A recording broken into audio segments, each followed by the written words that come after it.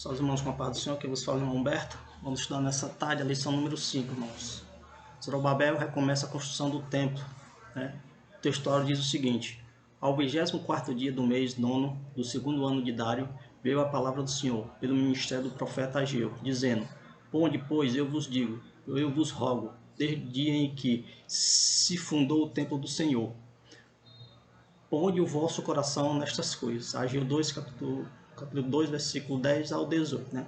A verdade prática diz o seguinte: sob o poder de Deus, a igreja torna-se imbatível no cumprimento das tarefas que Cristo lhe entregou.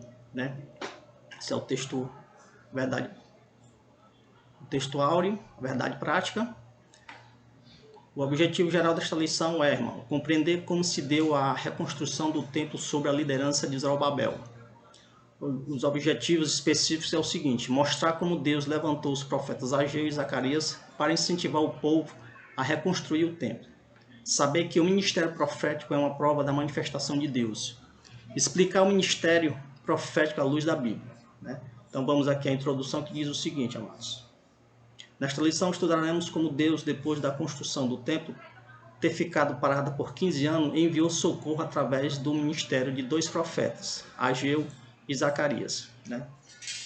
Então vamos aqui ao primeiro ponto, que diz o seguinte: Deus suscita os profetas Ageu e Zacarias, ou seja, Deus, irmãos, levanta os profetas Ageu e Zacarias.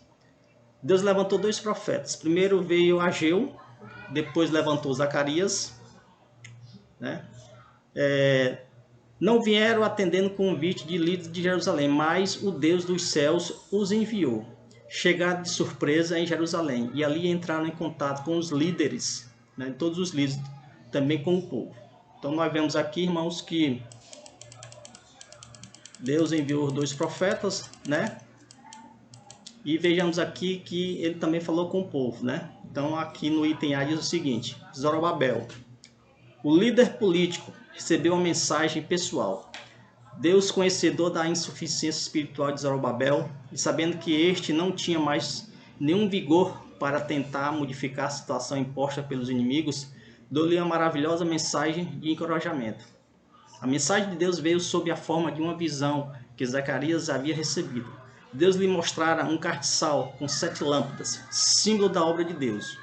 O óleo que as lâmpadas precisavam tinha que fluir através dos canos ligados a um vaso de azeite, que ficava acima. O vaso de azeite, por sua vez, estava em contato com 2 oliveiras. E o recado de Deus para Zorobabel foi: não por força nem por violência, mas pelo meu espírito, diz o Senhor dos Exércitos. As dificuldades que pareciam montes grandes diante de Zorobabel seriam como uma campina, uma planície. Deus ainda garantia a Zorobabel que as mãos dele acabariam a construção do templo. Então nós vemos aqui, irmãos, que o poder de Deus não é por força nem por violência, mas é pelo seu Espírito Santo. Josué, o sumo sacerdote, líder espiritual do povo, recebeu também uma mensagem pessoal. Observamos na lição passada que ele estava com vestidos sujos. A mensagem de Deus para ele foi de perdão e de restauração. Deus lhe disse que havia feito passar dele toda a sua iniquidade e que havia ordenado que fosse vestido de vestidos novos, que se pusesse sobre a sua cabeça uma mitra limpa. E sei aqui o povo, irmão, recebeu também uma mensagem de Deus. O profeta Ageu mostrou ao povo que os prejuízos materiais que haviam sofrido eram consequência da omissão frente ao dever que tinham com a casa do Senhor. Ageu falou-lhes do prejuízo que sofreu o homem que busca somente a sua prosperidade material e deixa a casa de Deus deserta. O profeta deu ao povo uma ordem estimulante: subi ao monte e trazei madeira e edificai a casa, e dela me agradarei, e eu serei glorificado. Então nós vemos aqui, irmão, que já lá, nesse tempo já as pessoas já deixavam Deus por seus bens materiais. Aí você imagine hoje como é que não está. Vamos ver aqui o segundo ponto aqui. O resultado da mensagem dos profetas. O poder de Deus se manifestou através da mensagem destes homens de Deus. Assim os 2 líderes criaram coragem, e o povo também. Foi renovado pelo impacto da mensagem. Então Zorobabel ordenou que todos imediatamente voltassem à construção e começaram a edificar a casa. Os profetas de Deus ficaram com eles, ajudando os líderes do povo na direção do trabalho. Quando os inimigos vieram a eles perguntando que havia dado ordem para edificar a casa, responderam que a ordem havia sido dada pelo próprio rei Ciro. Os olhos do Senhor estavam sobre o seu povo e sobre a reconstrução do templo. E os inimigos não puderam impedir a obra até que fosse dado conhecimento dos fatos ao rei Dário, que agora reinava sobre todo o Império Persa. O rei Dário mandou que os seus escrivãos verificassem o referido edito de Ciro, e se ele havia dado ordem para a construção da casa do Senhor em Jerusalém. Feita a verificação dos registros dos editos dos reis do Persa, foi encontrada a ordem dada por Ciro, e assim o rei Dário confirmou a permissão para a reconstrução do templo. O terceiro item diz aqui: o impulso espiritual dado pelos profetas continuou dominando os construtores até a conclusão da construção. Os profetas Ageu e Zacarias continuavam dando a sua cooperação, prosperando pela profecia do profeta Ageu e de Zacarias. Edificaram a casa e a aperfeiçoaram, conforme o mandado de Deus de Israel. E acabou esta casa. Que grande bênção! O despertamento dado por Deus ao rei Ciro propagou-se e agora, com a ajuda dos profetas, foi renovado e levado ao resultado glorioso. Toda honra e glória seja somente ao Senhor. Louvado seja o nome do Senhor. Então nós vemos aí, irmão, a reconstrução. Vamos aqui para o segundo item, que diz o seguinte: o ministério profético, uma prova de manifestação de Deus. Uma inesperada operação sobrenatural por parte de Deus solucionou o grave problema da reconstrução do templo. Manifestações sobrenaturais do Velho Testamento. Há muitos exemplos no Velho Testamento. Vamos mencionar apenas dois. Que aqui é Moisés, o grande líder que Deus levantou para libertar seu povo da escravidão do Egito. Recebeu de Deus um preparo sobrenatural que lhe deu muita autoridade espiritual. Com a sua vara fazia grandes maravilhas. Então a gente vê aqui, irmão, que Moisés, quando Deus manda ele usar a vara, então, irmão, o mar se abriu. Então a gente vê o poder sobrenatural que Deus concedeu a Moisés. E fora que, além de abrir o mar para o povo de Deus, no deserto, irmão, Deus também fez grandes milagres. Nós vemos que de dia, irmão, tinha uma nuvem para que o povo não se queimasse do sol. E à noite, irmão, tinha uma nuvem de fogo para que o povo não morresse de frio. Então a gente vê o poder de Deus através de Moisés, aí, um dos grandes homens de Deus.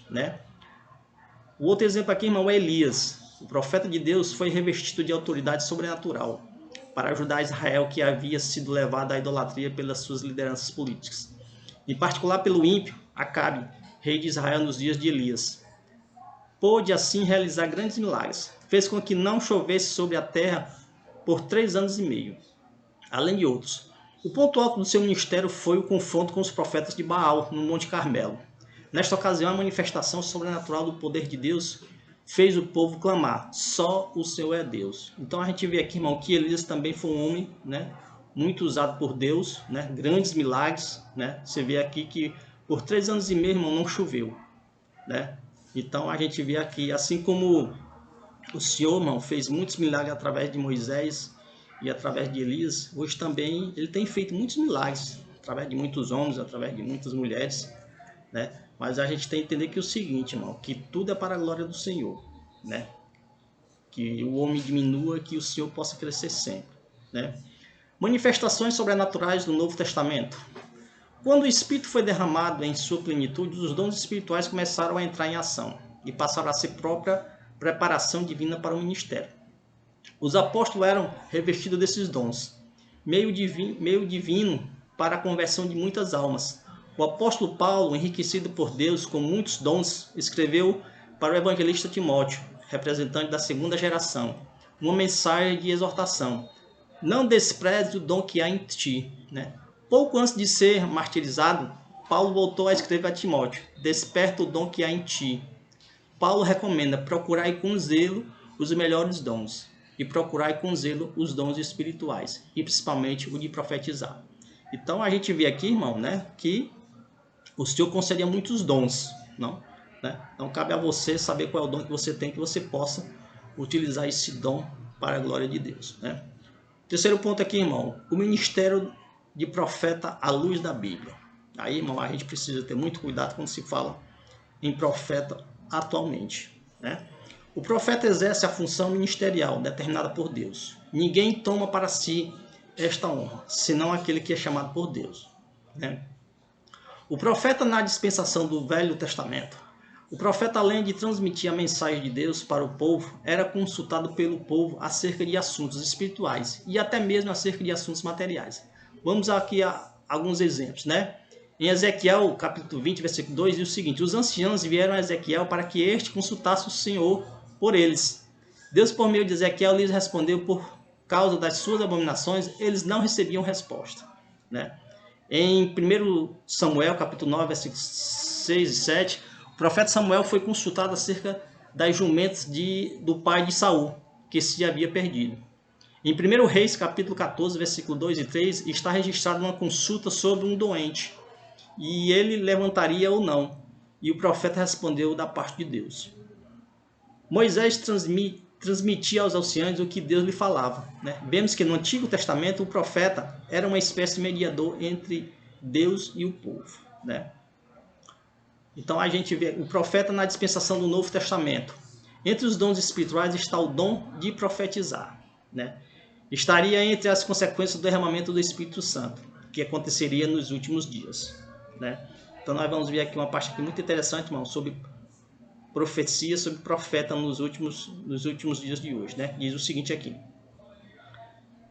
ter alguém o dom de profecia não significa que seja profeta. O termo profeta designa quem tem o ministério de profeta. Esse ministério de profeta é um ministério da palavra, para o qual o ministro recebeu de Deus uma preparação especial do espírito profético. Lemos em Atos 21, 8 e 9, que Filipe tinha 4 filhas que profetizavam, que depois de alguns dias veio à sua casa um profeta Ágamo, né? Existe, porém, uma diferença importante entre o ministério de profeta no Antigo e do Novo Testamento. No Velho Testamento, os profetas eram consultados pelo povo e transmitiam-lhe a resposta de Deus. Mas a Bíblia diz: a lei e os profetas duraram até João. Veja, irmão, que nós devemos observar o seguinte, né? Que diz aqui: mas a Bíblia diz: a lei e os profetas duraram até João. Vamos já comentar isso aqui. E desde então é anunciado o reino de Deus. Isto significa que, com a vigência da nova aliança, acabou definitivamente a consulta a profetas, né? No pacto da nova aliança temos Jesus como o único mediador. É importante notar que no Novo Testamento não há um único exemplo de alguém consultando um profeta. Diz a palavra de Deus: se alguém tem falta de sabedoria, peça a Deus. No novo pacto todos temos acesso a Deus por Jesus Cristo. Jesus é o único mediador. É, portanto, um erro doutrinário quando alguém que possui o dom de profecia procurar usá-lo para responder a consultas de qualquer natureza, como casamento, viagens, compra de imóveis, etc. Fica neste caso falando sozinho, porque Deus diz: não mandei os profetas, e todavia foram correndo. Não lhes falei, e todavia profetizaram, né? Então, irmão, a gente vê aqui como esse texto aqui ele é atual, né? Ou seja, quantas pessoas, irmão, estão dizendo que Deus diz isso, disse aquilo, e Deus não os enviou e Deus não falou? Está cheio, irmãos, né? Então, muitos dizem assim: ah, é o profeta fulano de tal, né? Profeta não sei o que, não. Aqui diz aqui, ó, que a lei e os profetas duraram até João. Então, o profeta foi até João Batista, né? Até João, né? Depois de lá, existe pessoas, irmãos, né? Com dons de profecia que é diferente, né? Então, aqui fala, irmão, que o próprio Jesus, irmão, é o nosso mediador. Então, se você tem alguma dúvida, se tem, quer perguntar alguma coisa, nós temos, irmão, acesso a Deus. Você não precisa estar procurando fulano de tal, né? Por quê? Porque quando Jesus, irmão, foi crucificado na cruz do Calvário, né? O véu ele foi rasgado. Então, todos nós, irmão, nós temos o quê? Nós temos acesso a Deus. Então nós podemos dobrar o nosso joelho, buscar o Senhor e Ele vai responder, né? Então a gente precisa entender, irmão, que profeta não existe mais hoje, profeta. Existe pessoas com dons de profecia, que é muito diferente, né? Mas tudo que seja, irmão, para a honra e glória do Senhor Jesus Cristo. Se você tem, né, uma necessidade, né, em qualquer área espiritual, sentimental, financeira, irmão, né, você tem acesso ao Senhor. Você dobra o seu joelho, ora, fala com o Senhor e Ele vai te responder todo o assunto que você possa imaginar. Amém, irmão? Então, essa aqui é a lição número 5, né? E que nós possamos a cada dia, irmão, meditar na palavra do Senhor e saber que Jesus é o nosso único mediador. Amém, irmãos? Eu agradeço a oportunidade em nome de Jesus.